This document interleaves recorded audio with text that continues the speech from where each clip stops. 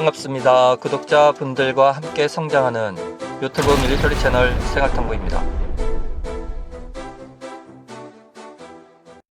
중국은 최근까지 경제 성장 속도의 약 2배에 이른 군사력 증강의 속도를 내고 있습니다. 급격히 성장한 경제와 국방력을 바탕으로 이젠 자신들이 세계의 중심이며 가장 우수한 민족이라고 주장하며 중국과 인접한 주변국들에게 외교보다는 강압적인 행동으로 일관하고 갈등을 유발하고 있습니다.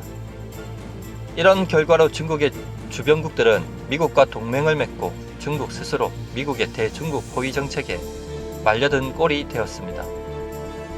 중국 입장에서는 정말 깝깝할 수밖에 없는 상황이지만 자기들이 세계의 중심이라고 생각하니 이처럼 중국은 미국의 대중국 포위망을 경제력, 군사력을 동원해 돌파하기 위해 지속적으로 동아시아 국가의 압박과 도발을 강행하고 대양 해군으로 변화하고 있습니다. 하지만 오늘은 큰 소리만 칠 줄 알지 중국 해군의 잠수함 전력이 정말 답이 없는 이유에 대해서 알아보겠습니다. 해당 영상은 예전에 삭제했던 영상으로 완전 편집을 통해 재업로드하였습니다. 즐겁게 봐주시고 구독과 좋아요 알림도 부탁드립니다. 영상에서는 다음과 같은 내용을 알아보도록 하겠습니다. 오류나 추가 정보가 있으시면 댓글로 남겨주시면 감사하겠습니다. 첫 번째, 중국 핵 잠수함의 흑역사. 두 번째, 중국의 해군 전력, 북해와 동해 함대를 알아보겠습니다. 엔터프라이즈호와 1989년 당시 이제 막 취역 7년 차인 칼빈슨 항모가 보입니다. 그리고 저기 전함도 보이네요. 중국 해군의 현대화 사업은 기술이 부족했던 시절에는 노후된 장비들을 교체하는 데 투자를 많이 했습니다. 여기에는 노후된 잠수함과 수상함, 탑재된 무기, 레이더 등 전자 시스템의 전면적인 교체가 대부분이었습니다. 하지만 지금은 기술 습득과 발전으로 현대화 사업은 전면적인 교체에서 직접 개량과 개발하는 사업을 병행하고 있습니다. 즉 이젠 노후된 장비에 자신들이 개발한 무기와 시스템을 결합, 탑재하고 신규 무기 체계까지 개발 중에 있습니다. 이처럼 중국이 교체와 개량 사업 개발을 병행하는 이유는 발전된 기술 외에도 경제적인 부분과 서방의 제재가 원인으로 작용한 점이 있습니다. 최근 미국 해군 정보국 ONI가 공개한 중국 해군 21세기 새로운 능력과 임무라는 보고서에 따르면 중국 해군의 신해양 전략은 20세기 미국의 해양 전략과 비슷한 다층 방어 전략으로 근해와 원해의 3단계의 방어막 구축을 목표로 합니다. 중국 해군 잠수함의 실체, 흑역사. 전력만 놓고 보면 정말 주변국이 벌벌 떨만도 한데 하지만 일단 실체를 콕 집어서 알아보면 정말 답이 없습니다. 중국의 재래식 잠수함은 정확한 수량은 확인되지 않으나 대략 58척으로 알려져 있습니다. 공격 원잠은 한급 3척과 상급 6척을 보유 중이며 신형 95식도 8척 정도를 확보할 예정입니다. 한급은 5,500톤급으로 바다의 경운기라는 별명으로 잘 알려져 있죠. 얼마를 소리로 내고 다녔습니다. 실제로 미 해군 장교는 중국의 한급 공격 잠수함은 태평양 어디에서도 탐지가 가능하다라고 할 정도였다고 합니다. 그리고 건조 당시 원자력 기술이 부족했기 때문에 성조원들은 훈련 때마다 위험 레벨의 방사선에 항상 노출되었다는 이야기도 있습니다. 그리고 2004년 10월 중국 핵잠이 전세계 밀리터리 매니아들에게 바다의 경운기라는 애칭이 붙게 된 사건이 발생했으니 중국 잠수함의 실체, 흑역사가 이때부터 시작됩니다. 당시 중국의 한급 핵잠은 일본 영해에 자기들 따위는 급 비밀리에 침범했었는데 미 해군은 위성 감시를 통해 중국에서 출항할 때부터 이를 포착하였고 미 함정과 1해자대의 P3C 초계기에 탐지되어 무려 한 달 동안 쫓겨다니다가 결국 중국으로 출행랑을 쳤습니다. 엄밀성이 최대 무기인 핵잠이 소음 때문에 오히려 한 달을 쫓겨다녔으니 이 사건은 지금까지도 전세계 밀리터리계에서는 물론 중국에서도 해군 최악의 굴욕 사건으로 기록되고 있습니다. 이때부터 중국의 핵잠은 바다의 경운기라는 별명이 붙었고 당시 해군 간부들과 승무원들은 모두 군법 회의에 회부되었었죠. 그런데 13년 만에 다시 중국 해군의 악몽이 재현되었는데 2018년 1월 10일 중국의 최신 공격 원잠 공구삼형 상급이 산카쿠 해역에 몰래 진입했습니다.